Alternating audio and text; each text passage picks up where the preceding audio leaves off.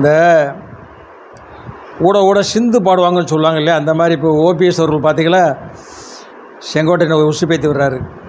நீங்கள் ஒருங்கிணைச்சினா நாங்களும் ஒருங்கிணைஞ்சிரோன்னு.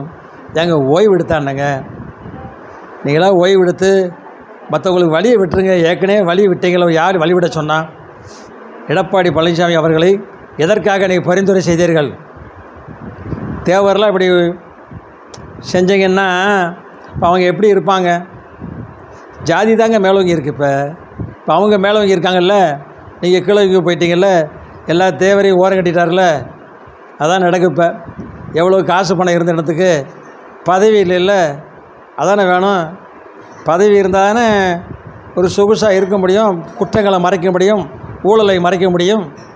நீ பாஜகலையும் கிடையாது. எதுக்கு? ஓய்வு எடுத்துருங்க அப்படின்னு மக்கள் பேசிகிட்டு இருக்காங்க. நான் சொல்கிறதா நினச்சிக்கிடாதீங்க. நெக்ஸ்ட்டு